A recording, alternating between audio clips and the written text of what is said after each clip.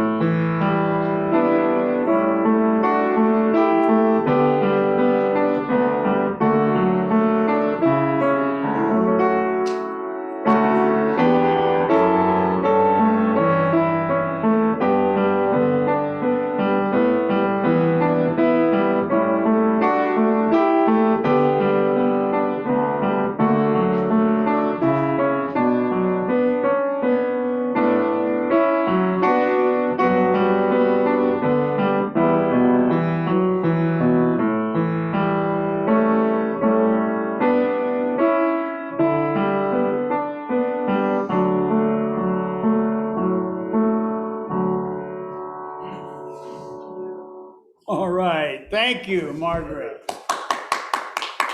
Give Margaret a hand and show our appreciation for her efforts. She does an awful lot for this congregation, and we appreciate every bit of it. Thank you, Margaret. Okay. Who would like to offer up a prayer? And it doesn't have to be someone here. It could be one of you Zoom people. One of you like to offer an opening prayer?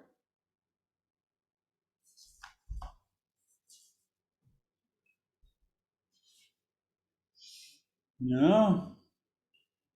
Bill? We're really glad you offered. From the hip easy. Yeah, you're a voluntold or something. I don't know.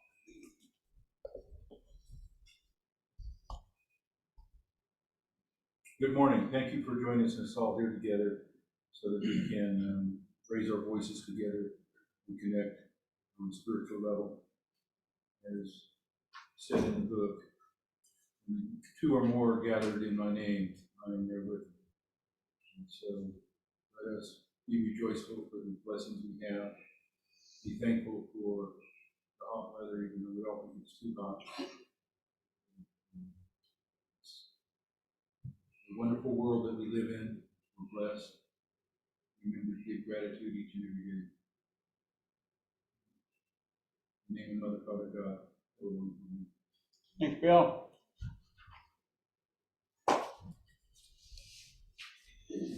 Okay, so let me bring up our first song. Is that right? Glory to God. Got it. Okay, glory to God. That's number 34 in your brown book, right? Or you can follow along. Thanks. To God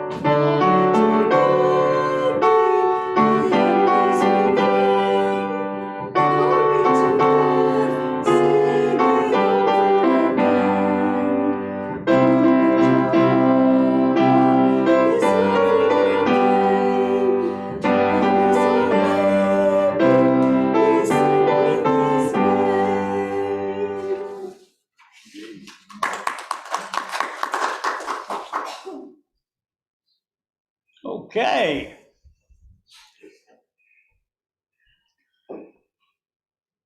Now we're going to do our reflection motion moment. In your bulletin, everyone have a bulletin? Now follow along with me. Love produces a flow of energy that I now feel. I love others more than ever, and I feel privileged to be here. Love flows from one person to another as we create an atmosphere of holiness, and so it is. Okay, and Jenny has our spiritual reading today. Okay, Here we go. and as usual, this is from Wimoon, which is a lunar calendar and women's notebook, lots of sacred feminine.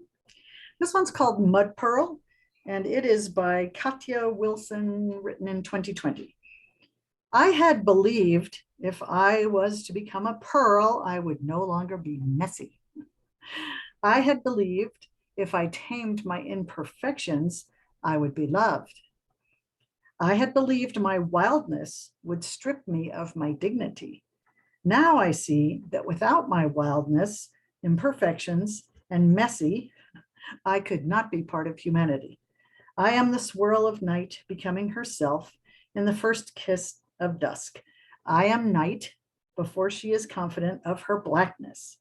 I am becoming the dark rapture from where everything is born, pure, a light, imperfect, messy, and wild. I have a second one called Howl. Something in you is changed, something wild and right. The part of you that is animal shines out wetly. In the dew tonight, you howl and drink the midnight sap, held holy up in ancient laps of ash and elm and dewy realms. You rise and sink in cold and inky moon glow. You call out in a voice that only crow knows. You unfold your head and dance, entranced with your own shadows. By Emily Kell. And so it is. And so it is. Thank you, Jenny.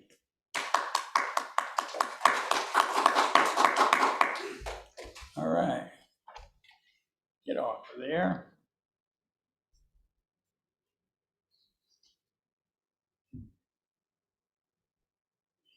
Yeah, okay. Here we go. Flow, spirit, flow.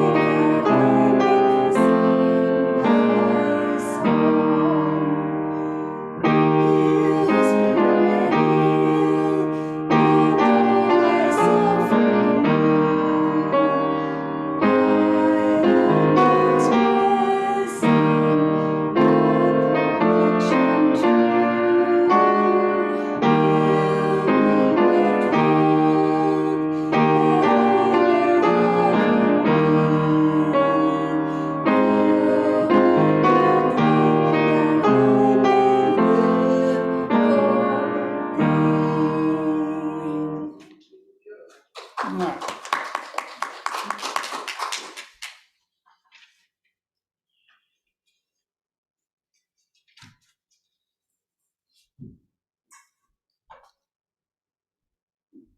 Okay, we have today with us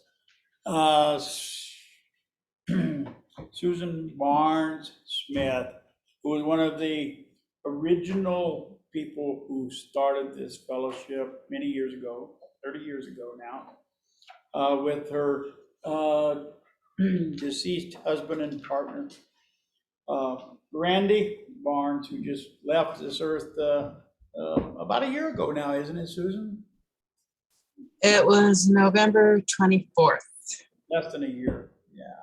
But anyway, they moved to Belize some years ago. Probably, it's been 10 years or 7, 8 years anyway, hasn't it? Yeah. Anyway, they have been gone. We miss them. And through the good graces of COVID restrictions, we instituted Zoom, and they were able to rejoin us. And we're glad that Susan is back with us, and she's one of our regular contributors. She is an herbologist. She is a Unity minister. Is that correct? Actually, I never did the ministerial thing. I'm a doctor of naturopathy. Okay, she's just a doctor of naturopathy, but she is a student of all things spiritual at Course in Miracles, student and teacher and learner, and all of those things that come along with that. She runs our Course in Miracles studies on Wednesday night. We love her dearly, and we are just anxious to hear her speak.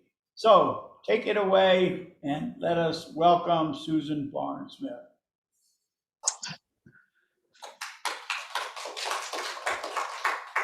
Hey, so Ron, you didn't know what my talk was. It was on freedom. You're going to tell us, so I don't have to worry about it. Yeah. So, and what I'm finding very interesting is that my computer just crashed at 9:47 today, and I can't get off Zoom, but I can't get my talk either. And this is the second time that this has happened. And I'm going, okay, what is Spirit trying to tell me? That I need to talk ad lib and not follow my organized talk. And so I had chosen freedom because, first of all, it is July, and supposedly this is when we became a free nation. And also freedom because, as you said, 10 years ago, Randy and I decided to move, and we decided to move because we wanted freedom to do and practice as we wanted to. And that was very difficult up there. So I'll start off with the freedom by saying it ain't necessarily so. Back in 1780, when Cromwell and Washington signed the peace treaty, it basically Cromwell said, we will give you your freedom. However, we will control your money. And if you look at the Federal Reserve, it's owned 51% by the English crown. So back in 1760, Rothschild had said, I don't care who rules your country, but let me control the money and I will control the world. Which in a way, that's kind of what's happened. And now in these times, there seems to be a lot less freedom than what there was before. So going back to the beginning, I thought this was going to be a real easy topic to research and to come up with a format to talk about.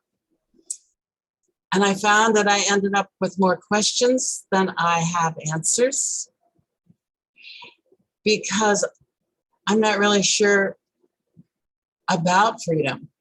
If we read the Course, and I had all kinds of quotes from the Course, it says that God gave us free will and God gave us freedom, because free will, of course, leads to freedom. And yet,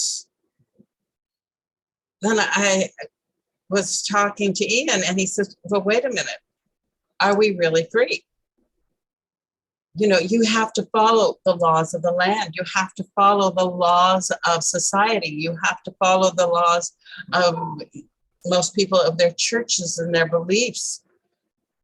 So what's freedom? And then, as I said, we moved here 10 years ago for freedom. And in a way, you know, that's what I have. I have the freedom to practice. Yes, I can practice herbology without having to go through a $2 million process, and I can sell my herbal remedies. And I can practice nutrition. I can go ahead and do my traditional Chinese work. I can practice as a chiropractor. I don't have anyone that's over me, because here in Belize, they have no regulation for people like me. So in that respect, I am free. And yet there still are, like I said, the laws of the land, the laws of society. You have to respect those, which is another thing about freedom. And is freedom truly without cost? We talk about freedom, you know, all the veterans who fought all the wars so that supposedly we can be free. And I forgot where I was going with that. Okay, so let me move on. Anyway,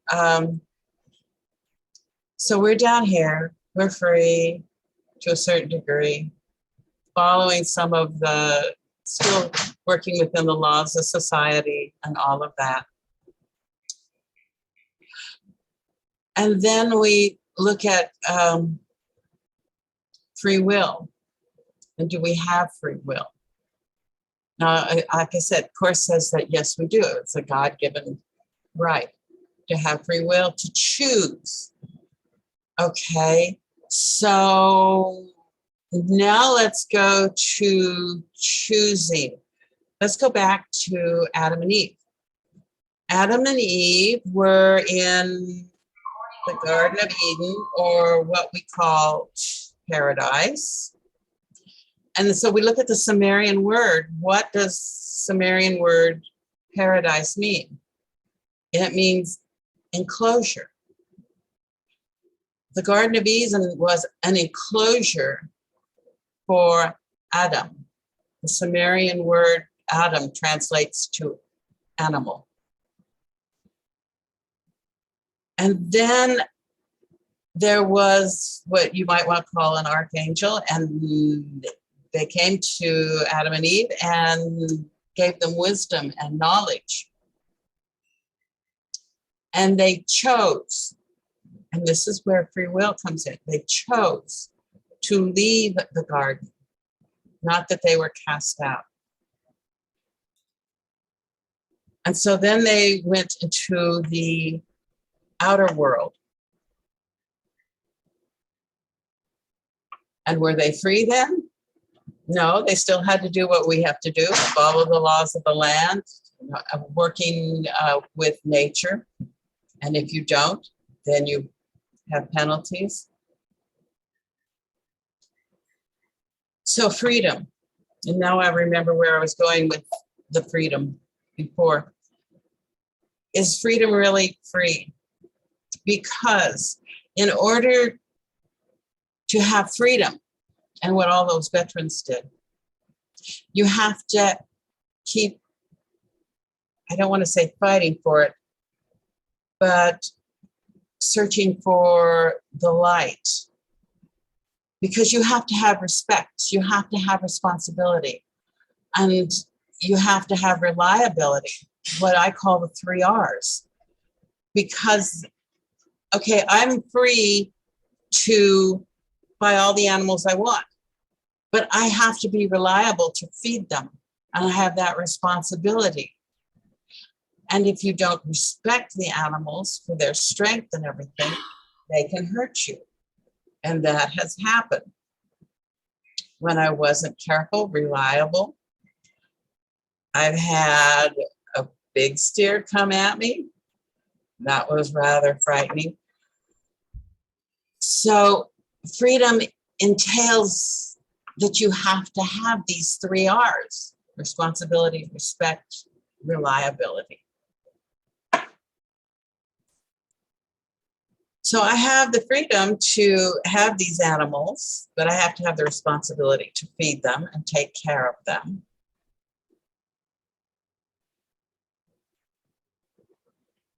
So again, it comes up to the question is, are we really free? And it's so interesting because I was thinking about Mark's talk a couple of weeks ago and, said, are we free yet? And when at first I thought, well, yes, we came down here to be free and we have freedom. And then in talking about it, I have the questions in my mind. Just how free are we? Because we have been programmed with so many things.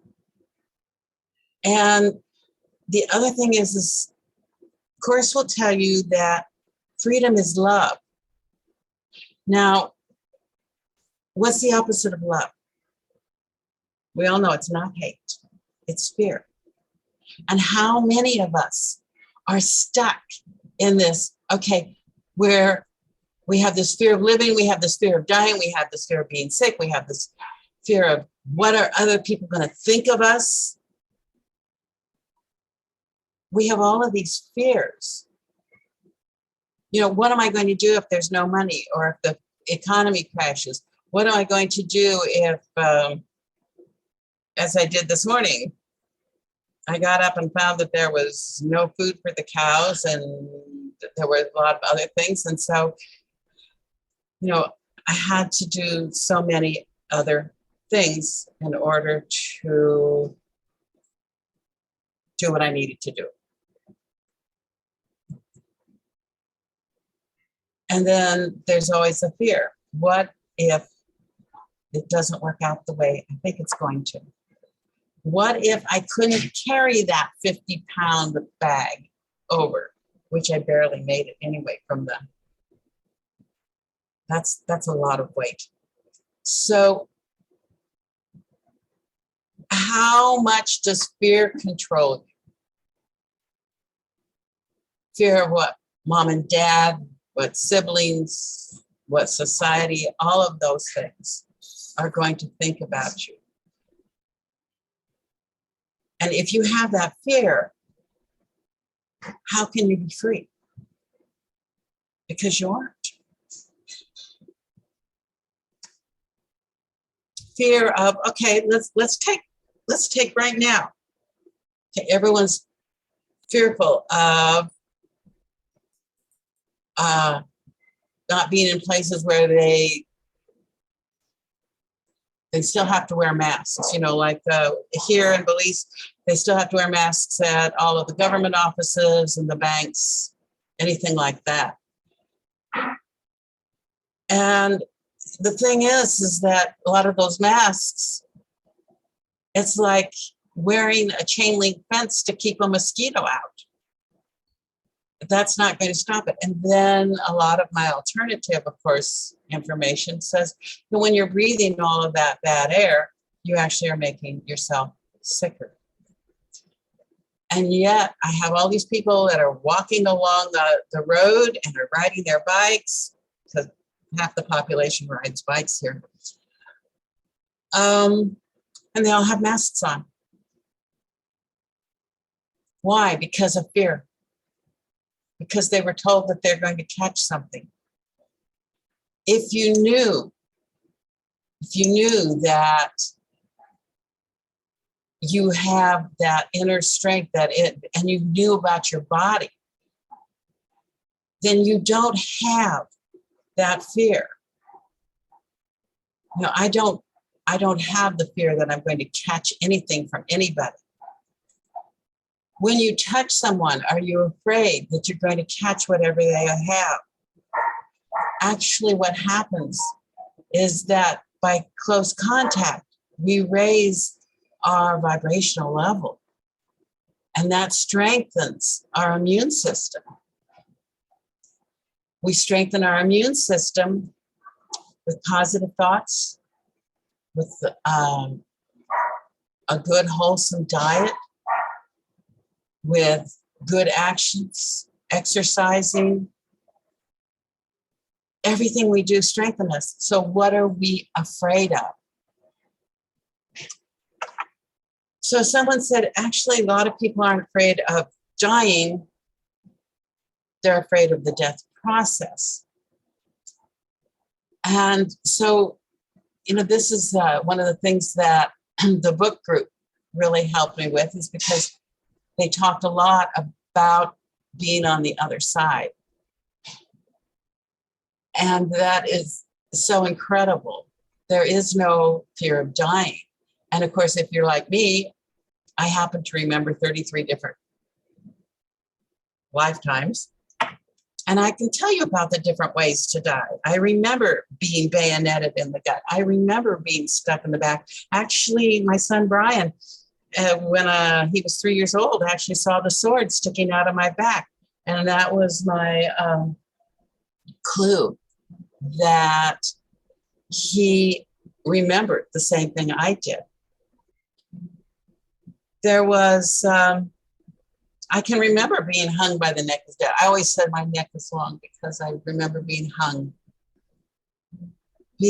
Dying of leprosy. So where is my fear of death? It's not of going to the other side. Of course, then there's also the fear of living. And of course, what other people will think, how are you going to make it, all of that. So what is freedom? Which is what this whole thing's all about. So where is your freedom? You have to, number one, meet your fear and really examine that. Why are you fearful? Meet that fear. And I remember a dream that I had once.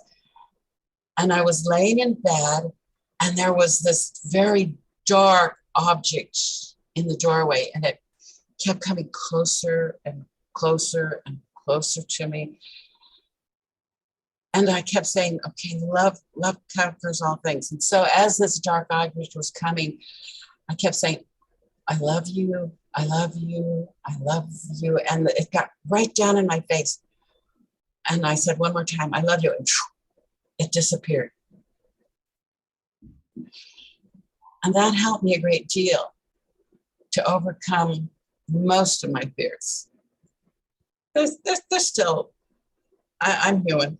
So of course there's always some little fear of this or that. Fear of not having the financial security. Having so much money in the bank or this. And there have been times that I have had nothing in the morning, and by evening was able to pay whatever I needed to pay.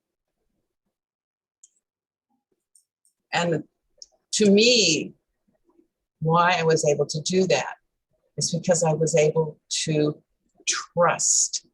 I was able to trust in my Creator. And I said, you know what? In all my past experiences, I've always been provided for. I will be provided for again. And I always have been. They say that whatever is truly yours, you never lose. I can't tell you. I mean, I've lost what, 2, 3 different homes?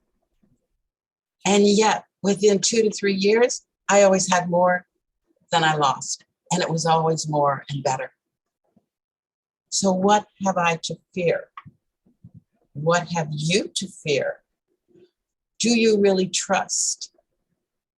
And if you are given whatever it is that you think you need, Are you willing for your freedom to take the responsibility, the reliability and the respect that's needed in order to foster that freedom? Because if you don't do that, you won't be free. You have to get rid of the fear. You have to take 3 R's, and then you can walk forward. So anyway, when I started this whole thing out, like I said, I thought it was going to be so easy to do. And what I said was, there's more questions now. Are we free? Can we ever be free? The Course says that we were born free. Freedom is our gift.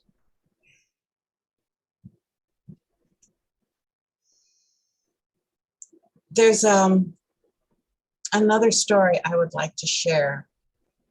It's about Corrie ten Boom. And I don't know if any of you have ever read her, the book about her. She and her sister Betsy helped Jewish people to escape Germany during World War II. And eventually they were caught and they were put into the concentration camps. And there was a structure there in the camps. And it was so filled with vermin that the German guards would not go into it. They did allow the prisoners to go into it, which they did. And it was there that Corrie and her sister Betsy did their missionary work. So they would have prayer services and things like that. Well, at one time, Betsy became quite ill and she was taken to the infirmary. And she said, Corrie, we're going to be liberated on this date, sometime in April. And sure enough, Betsy was, because she passed over on that day. She had actually given her date of passing. Corrie still had to stay in the camp and eventually, of course, was liberated and wrote the book. But freedom. They were free to do and worship as they pleased because they opted to do something that the Germans wouldn't do, go into this vermin-filled structure. Betsy was free because she chose to leave the body. So again, I would ask each one of you to think, are you free? And even, do you want to be free? That's another question. Because then there's this other story about Plato that he wrote. So these people were in the cave and they were all chained and all they saw were shadows on the wall from the light that came in from the entrance to the cave. And one time someone managed to break free and walked out and he saw the real world out there with the light and the trees and grass and everything. And he goes running in and he tells them all and they said, no, we don't want to do that. And that is so often people choose to stay in a slave state, in an imprisoned. How many prisoners that have been incarcerated, you let them out, they'll go back to doing criminal things so that they can get back into prison. Why? Because they have free housing, they have free food, they don't have to think about what they need to do for work or anything like that. Is that true freedom? For them, they didn't have any responsibilities. They didn't have to be reliable. They didn't have to be respectful. They could be just prisoners. And they chose to be prisoners. The people in that cave that Plato wrote about, they chose. So many people would choose not to be free. What a lot of people don't realize, even during the Civil War, a lot of the slaves did not want to be free. The women, they often ended up dressing better than their mistresses, because if the mistress didn't like the dress, she would hand it down, and it was probably it was better than some of the stuff that she was wearing. They were provided with a roof. They were provided with food. So for them, that's why would they want to be free? You have to go out and work. You have to be responsible, reliable. You need to be respectful. So freedom. Again, I'm not really sure if we are free. I'll have to think about it some more. And I would say that I'm going to have to be free because my clock says 9:47 when my computer shut down and all I have is Zoom. And I tried to get out of it. You would lose me totally. So I am going to leave you with just a reminder that you need to do your own research, do your own thought system, and come up with your idea of what it truly means to have freedom.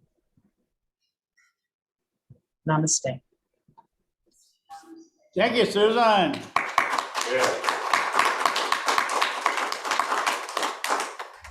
All right, at this time, we usually open it up to the congregation, anyone that would like to speak to Susan. Or if you're on Zoom, if you want to say something, just unmute and talk. Okay, we have Brother Bill wants to talk. Let me get you on there. Susan, I resonate with a lot that you say, and I'm going to give you 3 examples, and it's degrees. The first is stop sign. Why do we have stop signs? Okay, that's an agreement among drivers in a city, in society, that for the benefit and the health of all involved, that I will, if I have the stop sign, I will let you, the other vehicle that doesn't have the stop sign, go through there. So have I given up my freedom to be able to go through any intersection at my own choosing and my own time? Yes, I have. But why have I done that?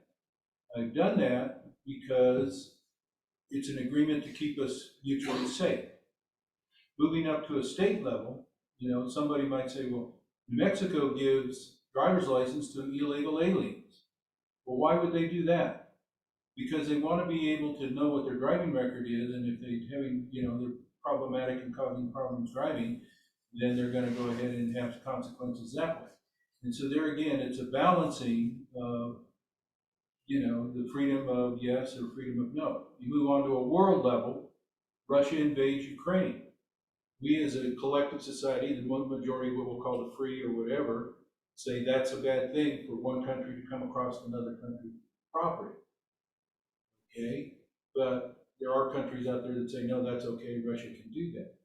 But the freedom is variable based on its degrees, I guess, and its limitations. You talked about being the convict that wants to go back to be in prison. Why? Because he's got a nice structured life and he doesn't have all those cares and responsibilities. So you brought up a really good point, and I think that yes, we are free, but it comes with cost for safety, protection, and other things like that. And so, as in many things in the world, it's all a balance. Thank you, Bill. And Bill, I agree with you. It is all about balance. That's what traditional Chinese medicine is all about, is finding the balance. And so I call it the Goldilocks syndrome. Not too much, not too little, but just going in the middle path. And it's also the Native American way, walking the red path. Yeah, Susan, and you experienced the freedom of not having to be tied to your presentation there. A different way to look at it. Yeah, some people would have at that point, broken down. So, well, I can't do it. But you made the choice to continue on anyway. And I think that's the basis of freedom, is that we might be going along a path that we have freely chosen and come into an obstacle, and then we have to choose again. But but that choice, the choice, Steve, was because I was working to be reliable, responsible, and respectful. Right. These are all the bases of choosing freedom. That was what, yes, that was my choice.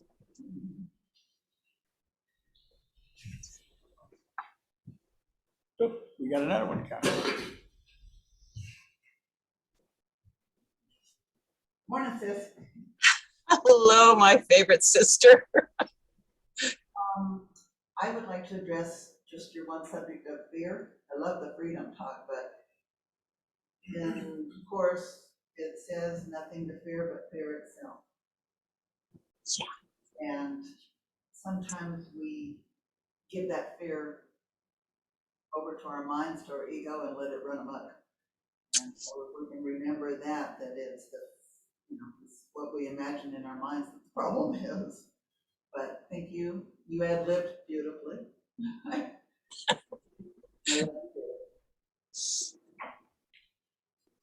Anyone else? What I heard was that freedom is a choice. That we choose love rather than fear.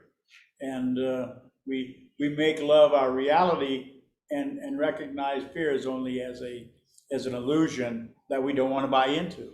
And even the fear of death is that death is the illusion and life is the reality. And so we choose life, and so there's nothing to fear because we're choosing reality. Is that good? That's what I got out of it. Thank you very much. Thank you, Susan. We appreciate you. Whether you have it written down or able to access it through your computer or not, you always come through with a good message. It's thought-provoking and spiritually uplifting, and we appreciate that. Thank you, and I hope that you have a good day. Hit Control-Alt-Delete on your computer, and it will give you a task manager. You can choose what to have on and what not. You can get out of your Zoom and then go back in if you need to. Okay? After we finish there. I'm not touching it. You didn't want to rock the boat. If you were going to give the speech, you didn't want to be able to get out and not get back in. Exactly right. So, okay, now you can though. So that's what I was telling you. Okay, thank you, Susan, and we'll talk to you later. Thank you much. Okay, now let me get up. Our last song is Peace Like a River, right? Yep. Yeah, we all know this one. We do. I'm going to put it on the, oh, there we go. That was easier. All right, so I'm ready. Whenever you guys are, take it away. Little River Band. Go ahead.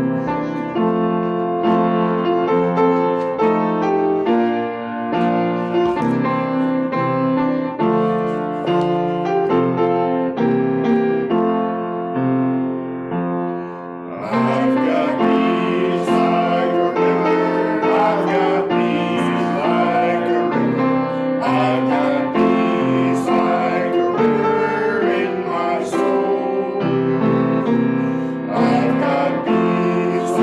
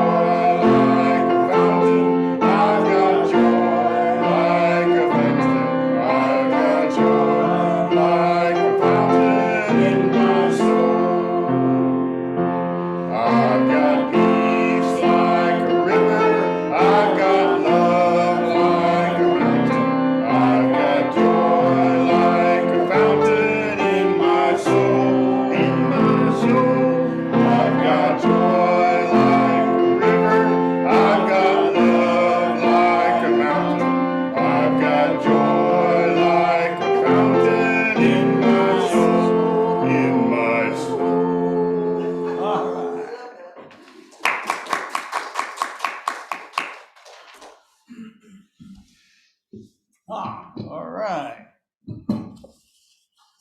So we've had some fine music. We had a great spiritual reading. We have prayed and we have had a reflection moment. And now we are going to have our celebration of abundance.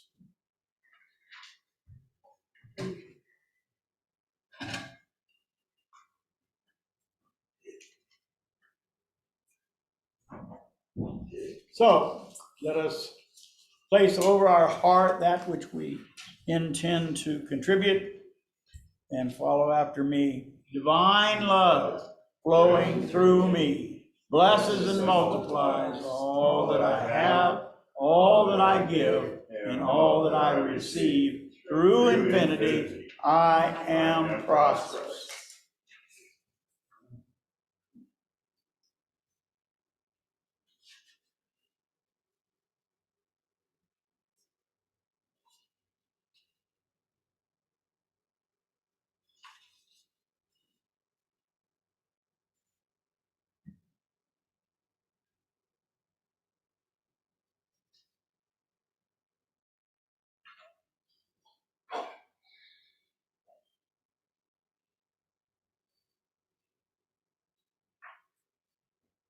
Okay.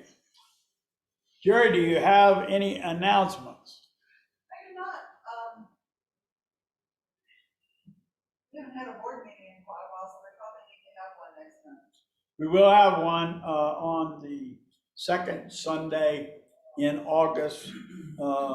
We will have one, and we will discuss the things we need to discuss. We did have one matter that came up this past week.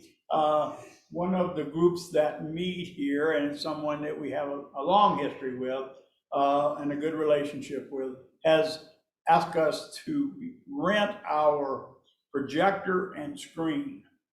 And after ascertaining that one of the bulbs for that projector could be very expensive. We have a new projector. Pardon? John gave us a new projector. We have a new projector. Since yesterday? No, No, that's the one I'm talking about, Steve. They want to borrow it to rent it from us for a couple days. It is for the Weavers Guild that we have had here in the past, and they can't have it here this time because some of their thing is going to be on Saturday and Sunday, and we can't have that. But they want to rent the projector, take it there, and they will pay a deposit and a daily fee on it. Right. And so that's the only business we've had come up, and we don't have a problem with it. We're gonna talk about it at our board meeting because they're not gonna do this until September, is that correct? So we have time to talk about it and research it. So anyway, I think that's the only request that we've had for assistance. And so I don't find a problem with that, but we'll pass that by the board when it comes up at our next meeting. The second Sunday in August. The first Sunday in August, we will have a potluck dinner here, which is always my favorite, being a bachelor that eats a lot of sandwiches. I really like to have a potluck. How's the puppies do? The puppies are getting bigger. They turned up 4 weeks this past week.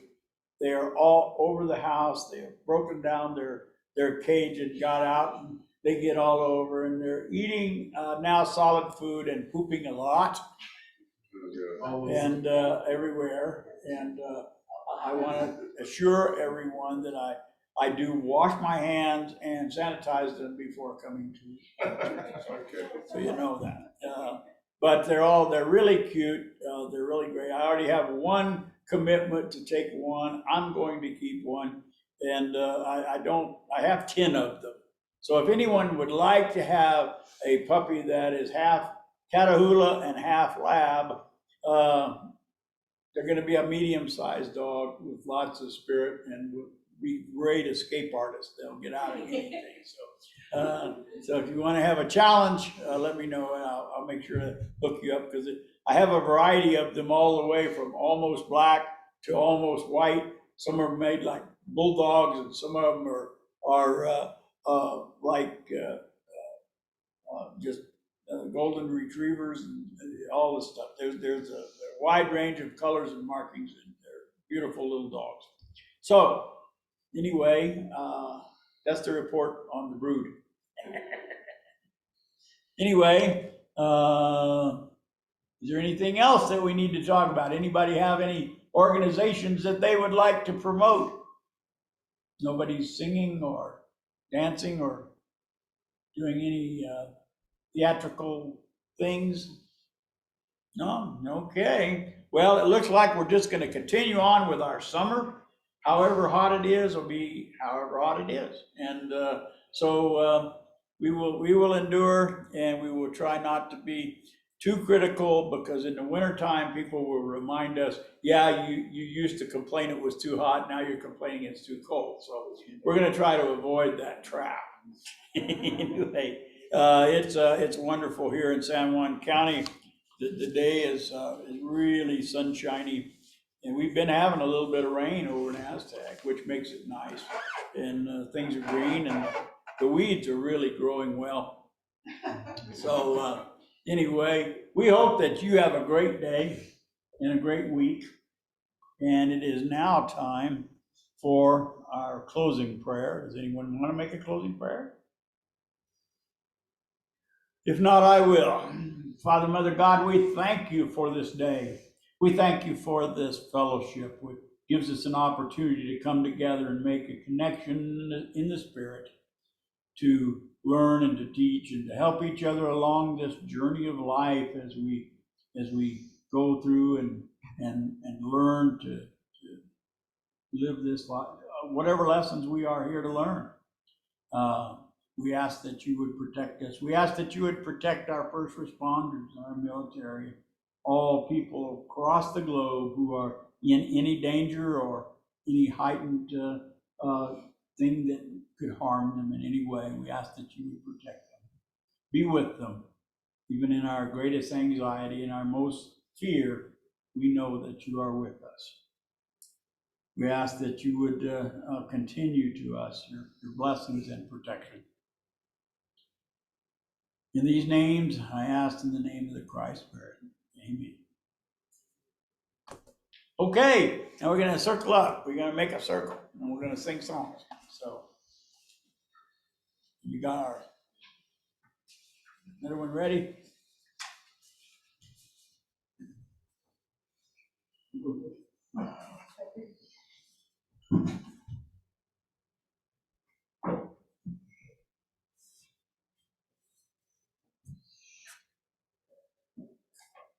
There we go.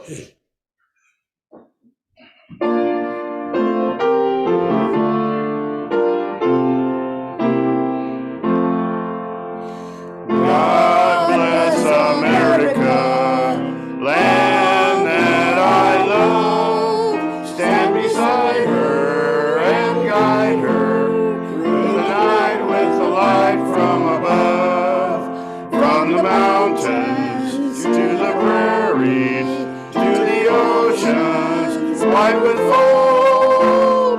God bless America, my home, sweet home. God bless America, my home, sweet home.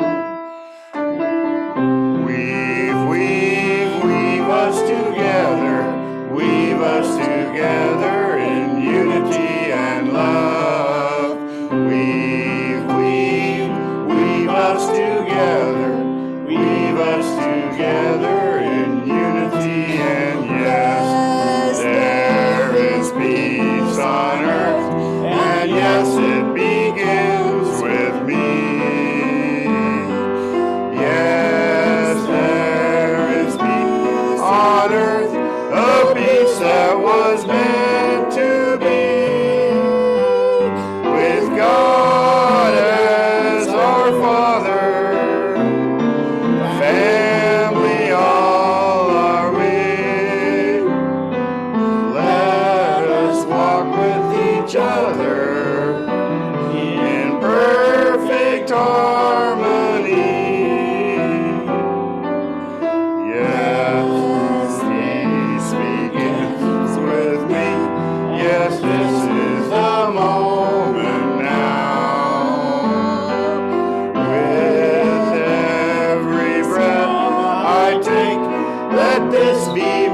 joyous vow to take each moment and live each moment in peace eternally.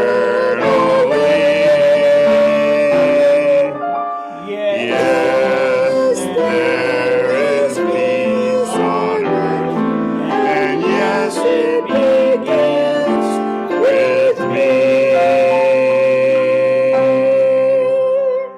I think the Mormon Tabernacle Choir has nothing to fear.